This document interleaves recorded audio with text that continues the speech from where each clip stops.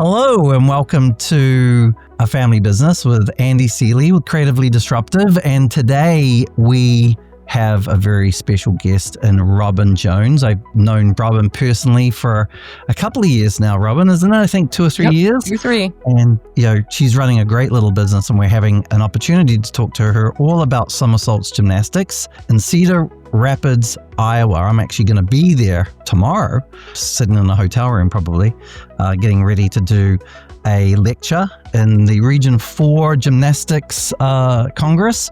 But before talking all about me, let's talk about you, Robin. How are you doing and how's Cedar Rapids treating you?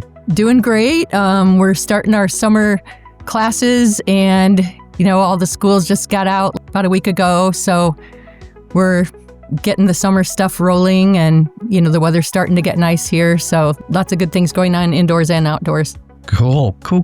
So let's start out with some interesting questions about your business. So, tell us, a little bit about you and how you got into the business that you're in. And, then share maybe a little bit about what makes your business, Somersaults Gymnastics, so special. So I grew up, my mom was a dancer and had us all in dance. And at the end of the time of, our little class, they'd roll out this little black mat that was about a half an inch thick and they'd let us tumble. And there was my passion. And from that, I started doing gymnastics and grew up competing in gymnastics and then competed in college. And in the meantime, while I was practicing at my club, they needed teachers. And so when I was 14, I started teaching gymnastics and have always really liked working with little kids and still love gymnastics. And, there was always those goals of what I could do, but now it's trying to help kids set goals for themselves and what they can do. And so we started this gym in 96, actually purchased a little piece of business that a local gym had started in our area. And so we kind of had that tiny bit of equipment and a tiny bit of customers, and we've kind of grown from there, and we are this month celebrating our 29th year. Wow, 29 years. Yep. Wow. So basically, the special sauce of your business is you love gymnastics. It's not just a business to you. This is a vocation. This is kind of part of who you are, really, isn't it? Right. Which is good and bad because just because I love gymnastics doesn't mean I'm good at being the business person. So that's kind of been the hard part all along, is trying to kind of navigate how to do the business part while I'm doing the fun part of gymnastics. Yeah, I think that's a very common thing. Yeah. I always talk about technicians and entrepreneurs, and an entrepreneur is somebody that doesn't really care what the business is. They just love business and they love working out how to build a business. And then technicians are people that love the business, or they love the doing, or like a baker who likes baking, or a gymnastics coach loves teaching gymnastics, but they're not necessarily business people. And a lot of small businesses, a lot of gymnastics gyms, a lot of swim schools, dance schools, all of those kind of run by technicians, people who love what they do, but they don't necessarily love the business, but they kind of created a business around what they do love. So, it's a different way of looking at it. And it can be full of pitfalls, right? It can be like where you end up looking at trying to get through each day rather than looking at 3 years or quarterlies or whatever, and you look at just where you are today and you just try to get through each day. Mm-hmm. Which can be good if the days are good, but can be rough if the days aren't good. Would you agree? I would 100% agree with that. Yeah, that's kind of how it's been over the years. And, I'm trying to get out of that mindset of, we got to get through this week kind of thing and try to get those goals set for, what we want the business to be down the road. Right, exactly. So let's think about, I know you kind of spoke about it a little bit, but what inspired you to start it? Like, ultimately, what was the inspiration where you're like, you know what, I'm going to start a business around this thing that I love doing? Like, why not just be a gymnastics coach? I've asked myself a lot of times, because it would be so much easier just to be the coach and then to, put my tennis shoes in the cubby on the way out the door and don't think about it till, tomorrow. But I don't know. I really like the people part of it. I like meeting all the people in the community. I like working with the kids, and I do have a passion for small children. Like, if you get me at a gathering where there's a whole bunch of adults and a whole bunch of kids, you will not really see me talking to the adults. I'll be over messing around with the kids because that's where my passion, my heart is for those kids. And I see like the things that they need in their life, you know, like the ones that may not get encouragement, or the ones that, you know, might just need somebody to pat them on the back once in a while and let them know that they care. And I think that has always been what kind of has driven me to just keep it going. Yeah. And of course, gymnastics the whole time, you know. I mean, sometimes your passion starts to wane a little bit when the business gets hard. But, you know, you get in here and you're like, man, I just feel like doing a cartwheel, you know? Right. And I mean, that makes sense now, knowing that you got kind of a large family, you got a lot of kids yourself. Yep. Makes a lot of sense there that you truly live that, right? You love kids, you love helping them and developing them and so forth. What do you think would be your proudest moment so far in the 29 years that you've been running this business? I would say just knowing where it came from. Like, we were newly married. We had 2 little kids. We really didn't have any business being in business. We didn't have any money, but this was something I really loved and wanted to do. And just knowing where we started and now where we're at and how much we've grown and how much I think that we're respected around the community by, you know, all the families that we've had, and a lot of the families that have heard about us but are not part of Somersaults, but they, oh yeah, we know who you are. We know about Somersaults, you know, and they know someone that's been here, kind of thing. That's something that I am proud of, and that we have been able to, you know, just thinking about like next year's our 30th anniversary, and just thinking about like how many people have been through our doors that are part of our little Somersaults family, you know, it's now a big family. Yeah. And you're really well connected to the community. That's got to make you feel good as well, I think. Right. Let's talk a little bit about struggles and so forth. You know, have you had struggles with your business? And if so, kind of like, can you share any little bits of information about the struggles that you have had to overcome? Yes. So probably the biggest one, which Andy has helped me with, for sure, is our business has always been kind of revolved around how much more can I put into it myself? Yeah. And so it was kind of like I've always been the hub, and, you know, have all these people helping me, but I've never had anybody that has been able to like come in and take some of that for at least a long-term period. You know, I've had people here and there that have taken some of the duties, and then it's like, well, I'm going to get a real job somewhere.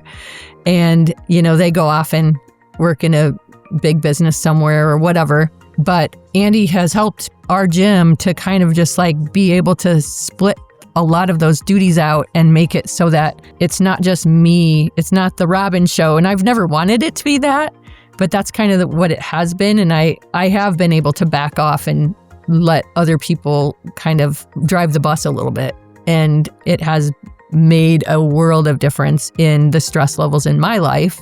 Right. And made it so that I can, you know, decide that I'm taking a little vacation. Or for 30 years, we haven't gone on any vacations because we can't, because of the gym, you know.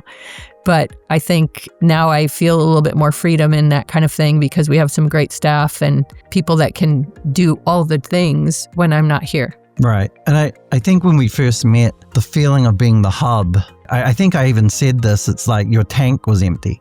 You loved it. It's not like you didn't love it, but you just had no more gas in the tank to get up and go in, and you just wanted out. Definitely so empty. Yeah. Right. I hate to say it's not uncommon. And a lot of that goes back to that technician thing, right? Where people kind of like almost create a business by accident. It just kind of evolves into a business, and then suddenly you've got a business and everything's around and you know, formed around you and so forth. One of the things I remember that you said to me that you had, and I think you've solved that problem, was chronically hiring teenagers. Yeah. And the difficulty that can do, because teenagers are great However, there's lots of challenges with teenagers, limited time that they stick with you, not really a focus in their lives is the business that you're running. And they tend to be kind of, like you said, helpers. They're not going to be managers. They're not going to take responsibility. They're going to, oh, you want me to help vacuum the floors? I'll do that for you. But you need to tell them to do it. And if no one's telling them to do the things that they need to do, nothing really gets done, which means ultimately it all comes back onto you. And as a business owner, that's heavy lifting, isn't it? Right. Yeah, so 100%. So when we first started to talk, that was one of the first things that you encouraged me to do is let's see if we can get some staff that's older, more mature, somebody with kids or somebody that's, got a house payment and a car payment and all that stuff. So their money really means something and their mom is not going to hand them, $50 to go fill up their tank. They're going to have to earn it themselves. As hard as that was to, find the money to start paying people more, it has made a world of difference. We right now have, this year had 2 high school students on staff, and they both were former gymnasts of ours and very responsible and not flaky like a lot of the teenagers we had before. And everybody else is either college age or they're, we've got one in her late 30s, several 30-year-olds. It just makes a big difference in the maturity level of your staff and just being able to rely on them for lots more things and to know that they understand what responsibilities are. And as much as I want to be part of continuing to mold those teenagers into adults, that's not my responsibility anymore if you guys aren't going to help, I guess right now, I guess what you're saying is you always had 2 or 3 amazing teenagers, right? Now, the only teenagers you have are the amazing ones because you actually have a lot more help from people that are a lot more committed. And would you say that the biggest change with being able to get those much more committed, more mature, more reliable staff members was a big part of that? Probably not the only part, but a large part of that was maybe paying a little bit more competitive wages. Oh, for sure. That is absolutely. We're in Iowa and the minimum wage is $7.25 still. About when COVID hit was when kind of the workforce went downhill, but we were paying $9 or $10 for anybody to walk in the door, no matter what their qualifications were. Right. And, we bumped that up a lot. We, nobody comes in, if they're under 16, they're a little lower, but any adult that comes in, whether you have experience in gymnastics, whether you have experience teaching, whatever, if we think you're worthy of being hired, you're at least at 17. So that's a big difference. Yeah. And it has encouraged a lot more people to want to work for us. And then once they get in here, they've got the hook because it's kind of like a family. All the staff loves each other and everybody gets along and, it's a fun business, flexible. It is fun. Yeah. It's a fun business. I'd much rather be in this bright, bouncy, happy place than waiting tables or something, right? Right. Yeah. So what do you think the single biggest move, and maybe we just spoke about it, what do you think the single biggest move that you have made that has made the biggest difference to your success has been? That single biggest move, what would that be? I think probably tied with paying them more is also to be able to delegate all the duties that I was having. And, I always thought I would like to have a director here or there, and I couldn't figure out how to make that work. But now we have, a facility manager, we have a rec director, we have a curriculum coordinator, an office manager. So we have people that are in charge of all the different things that, if there's a problem coming in on, say, team, I might be the last one they come to because I've got the head coach of gold and then I've got the team director and the facility manager who's also in charge of, the happiness of all the coaches. So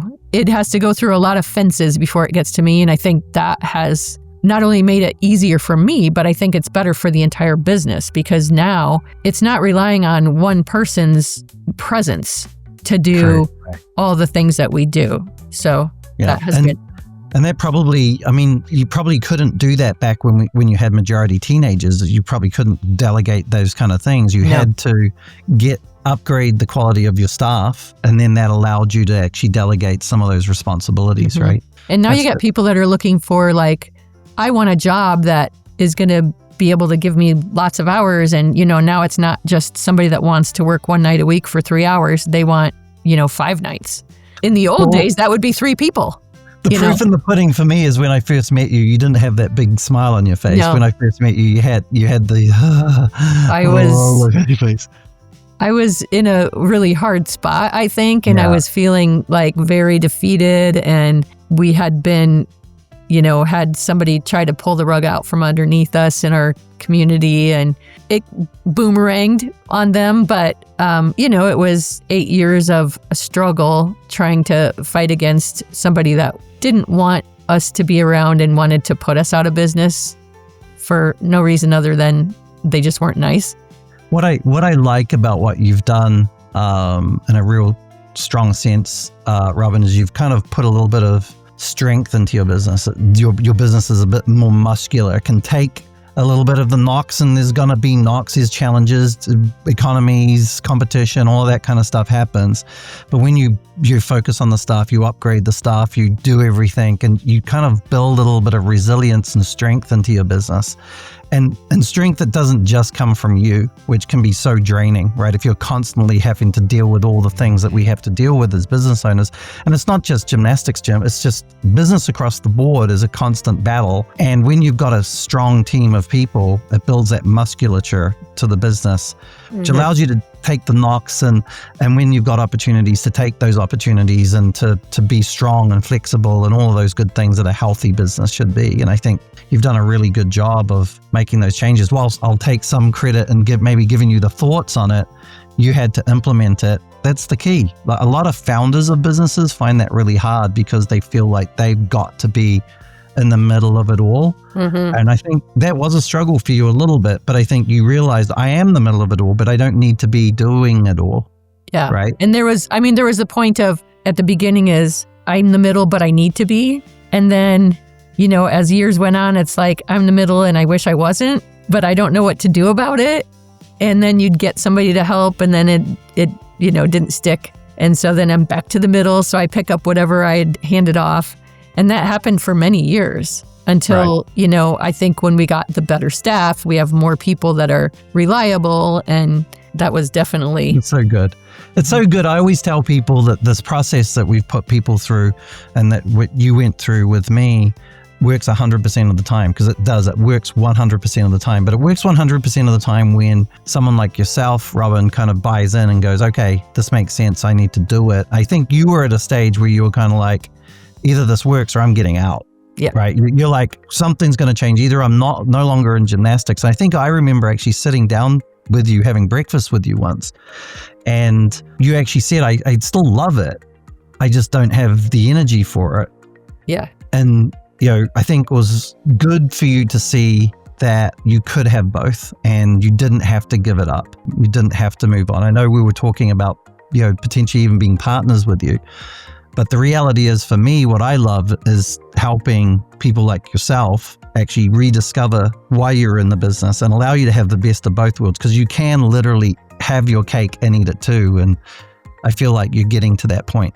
Yeah, there were many years where I didn't know that would ever come to fruition. And being a female in business is hard anyways. My husband was very involved for many years, but then when it became like, hey, we got to be able to afford our insurance, he's off on a job that has insurance now. And so, then it really all fell on me. And, even though he's still, on paper a decision maker, it was me, Right. And then being a mom, I have 6 kids. So, they're all in different ages and stages. And, the youngest one is in high school now, but trying to get to basketball games and baseball games and football games and track meets and wrestling meets and things like that, where there were so many things that I missed because I was here. And so all that stuff just kind of sucked the life out of me at the same time. So now, I think, this youngest one is going to get a little bit spoiled because now mom's there. Right. And I'm going to be at everything that I can be at. Mama's having her cake and eating it too. What we want, right? Because you can have a successful business. In fact, I truly believe that your business is not operating well, and it should be your goal. And if you can't see how to get to this goal, you need to get help to get to this goal, because a business should serve you, not you feel like you're the slave to the business. And if you feel like you're a slave to the business, something's broken. The good news is that it can be fixed. Every single business like that can be fixed. And if you can't figure out how to fix it, do what Robin did and reach out to someone like myself, or there's probably others that could probably help as well, and actually get that fixed, because you can have both. Your business should serve you. As somebody who creates jobs, which is what you do, I do, I guess, as well with my business as well. We create jobs. We help pay people's wages. We help pay people's mortgages through our businesses. We should have some service come back to us where we get to enjoy some of that and we don't feel like we're chained and enslaved by this business, right? I really do believe that. So let's ask an interesting question that I feel like I might know the answer to this question, but I'd love to see what you think. But what do you think your customers say about what they love most about Somersault Gymnastics? I was thinking about that, and I feel like there might be a few things. We're friendly. We do treat people like their family. And I think, when they first walk in, we may not be as good at that as we need to be, but once they're here for a little bit, they feel it. They know that they come in here and they give the staff a hug, we hug back. We truly care. I feel like we're also good at what we do. And, that is reflected on the business that we have. And we also keep our gym very clean. Yeah. And it's very clean. I can vouch for it. I've been in there. Yeah. We've had other coaches come in here and say, "Don't you guys use chalk?" Yes, we do. But it's cleaned up at the end of every day. Because I think that, just like if your kid is in a messy bedroom, it's harder for them to focus and be feel settled when they go to bed at night. The same thing here. If it's messy and dirty and stuff, it just they may not know what they're feeling when they're here, but it's going to be just a little bit of something, but I think that just gives them being clean and being, we take care of it. We respect our mats and our equipment, and, the kids learn how to also, in turn treat everything. I think from a parent standpoint, it probably shows that you're professionals and you have some, pride and respect for the business and for them, that you want their kids to be working out on good equipment, quality equipment, clean equipment, that you want them to have the best experience possible. And, coming to a nice, clean gym and experience with seeing high quality coaches, which I know you've done because you're starting to, you attract coaches because you got such a nice place to work, pay well, good wages, that you actually have really good coaches too. That's just a really great offering for parents. I could imagine that they just love that stuff. Mm-hmm. So let's have a couple of fun little questions. So, if your business were an animal, what would it be and why? When you presented that question first, I kind of rolled my eyes because I've never thought of that, but I think the way we've been able to adapt and change, I feel like it's kind of like a monkey swinging, we just kind of go and grab that other rope and, kind of change our way of doing things and having fun while we're doing it. A monkey. It's funny, I did an interview with Nicole Langevin, and she called her business a monkey too. So she did. You guys are all monkeys, a bunch of monkeys in the gymnastics industry. So what kind of behind the scenes moment that you think of that makes you and your team laugh every time you think about it over the last nearly 30 years? Has something ever happened that just makes you laugh? It's kind of almost a daily thing. I trip on mats all the time. All the time. And so or I'll just be walking across the carpet and I'll just kind of trip and, I'll look around and somebody's like, "I saw that," and everybody just kind of laughs. I'm like, "You guys, I don't know what happens." And sometimes, all the staff, because you're stepping up onto a mat to go spot somebody and you just kind of go down, and we just kind of chuckle about that because we, go down and roll and make it look good and ta-da at the end, So that's that what I doesn't surprise me. I'm sure that's hilarious too. I'm sure your staff think it's more hilarious than you do. The kids think it's so funny. So then if you get really dramatic at the end of it, if it was just a trip, but then if you just roll, they're like, "Oh my gosh." Yeah, if you could learn to roll really cool and then stand up, but then you're really putting something into it. Yep. So let's do a little bit of self-serving stuff for me, I think. So I'm going to say, before working with us, I think you spoke a little bit about what you were struggling with a little bit, but if you can reiterate, before working with us, what were you struggling with and or unsure about? Definitely, I was ready to hang up my grips. I was ready to just, I can't do this anymore. I can't do it very much longer, and I'm like, we're not financially ready for my husband and I to retire yet, but I was kind of like, I'm done. And, you breathed some life into me by, helping me to set up some new systems, and even like with our office staff, and just making things a little bit easier in there, advertising, and, setting things up for like, what is our goal here? It's not just to come in and teach class for an hour. What is the goal? And so it's just kind of like thinking that way was kind of definitely a good move for us. Yeah. And, I just feel like you had so many really good pieces of advice for me. And I feel like we followed through mostly, and we were able to, make things easier for me and split things out into. I think you did. I think you really did follow through and make the changes that you needed to make. But what do you think surprised you most about once you started working with us? What do you think surprised you? When you see like your ads and you just think you're trying to advertise for us, but you don't realize, how much background knowledge you guys have. So you have so much business knowledge that you were able to help me be a better business person, even without advertising. So that, and to know that wasn't really your goal was to help and not necessarily to rake in money from us. Your goal was to help me do my job better. And in the meantime, I think that comes from, Robin, from having owned a gym and seeing my wife run the gym and me assisting her in running the gym. I see the benefits to the community. I know all the worries that you have. I know the responsibilities and the feeling of you can't let the community down. You can't let the staff down. You can't let the kids down. And you feel like especially when you're struggling, you feel like you're letting everybody down. For me, the motivation with our business, with helping gyms, is to really help them be all they can be. And if I do a really good job of that, if our team does a really good job of helping gyms, then our financial goals take care of themselves. We have gyms that have been working with us for 10 years. The very first gym that we ever spoke to is still working with us to this day. I think the gyms that see and understand that we're here for the tough times and the good times, and we started with you at a tough time. I want to get you to the good times. You are actually starting to hit the good times, but there's going to be other tough times. And what I want someone like yourself to stare at the ceiling at 3 a.m. in the morning and not sit there going, oh my God, what am I going to do? But stare at the ceiling at 3 a.m. in the morning, which is going to happen no matter what, because we all own businesses, so we do it.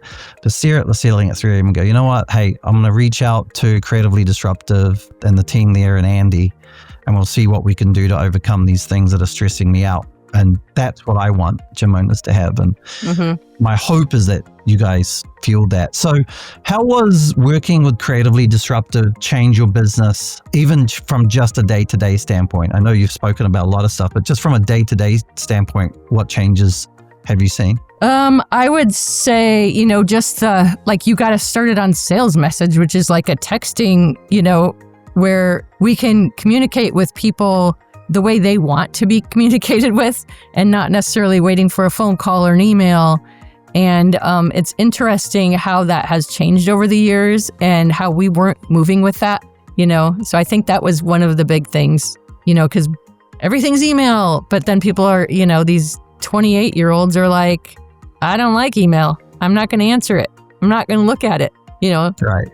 So what would you say to somebody who's thinking about talking to us about having a revenue growth session? We do revenue growth sessions now. And the idea of that, just so you know, Robin, is kind of saying to you, we go into it not really thinking about you becoming a customer, but trying to figure out what your problem is and how we can help you. And sometimes the help doesn't cost anything, and sometimes the help will cost things. What do you think you would say to somebody who's thinking about doing a revenue growth session with us? So coming from the person that I am pretty stubborn and I don't like to ask for help. And had I not met you, I would never have asked. But I think that was the best thing that I could have done because I didn't have the knowledge. I didn't have the forethought. I couldn't expand my brain enough to figure out how to fix it myself. And so I would say it made a difference. It made a huge difference. And I would recommend it to anybody. Awesome. So with that, I always like to ask the same question, to wrap everything up. So it's been lovely talking to you. But what's one thing you believe small business owners should be thinking about, but probably aren't? I would 100% say what's happening in the future. Because for me, it's been what's going on today, what's going on this week, maybe even next week, but not really thinking what do I want this place to be, 1 year down the line, 2 years down the line, 3 years down the line, and have those goals so that there's something to reach for instead of just spinning our wheels all the time and just, making today work. Yeah, I look at that. It's the old adage, and people have probably heard me say this before, but it's like you're the captain of a ship, right? You're the captain of the ship. The captain of the ship should be in the captain's quarters with his charts, looking at, okay, my ship is here and I want to get here. How am I going to get over to here? And it might take me a month of sailing to get to wherever I need to be. And if that captain's not doing that, you'll never get to where you need to be. You'll never get there because if no one's charting the course, there's no place that you're going. And what a lot of times people do, and I think you fell into this, is, hey, the decks need to be scrubbed. I better go out there and scrub the decks. Or I need to paint the ship. I better paint the ship. Or I better fix these sails or pull these sails up or blah, blah, blah, blah, blah, blah, blah. And all of that kind of stuff happens, but no one's charting the course of where to go and how to get there, which means the ship never really goes, or at best it just kind of aimlessly kind of moves around. And if you're not doing it, it's one of the few things, Robin, that you can't delegate. You can delegate ship painting, you can delegate swabbing the decks, you can delegate fixing the sails and pulling the sails up, you can delegate all those things, but you can't delegate as the captain of the ship, where is the ship going to? That's kind of down to you as an owner of a small business. So with that, Robin, it's been lovely talking to you. I hope to see you soon. And thank you for coming on and sharing some of your wisdom and some stuff about your business. We love working with you, and we hope to be talking to you again soon. Very good. Thank you for having me. Thank you. Talk to you soon. All right. Bye. Thanks.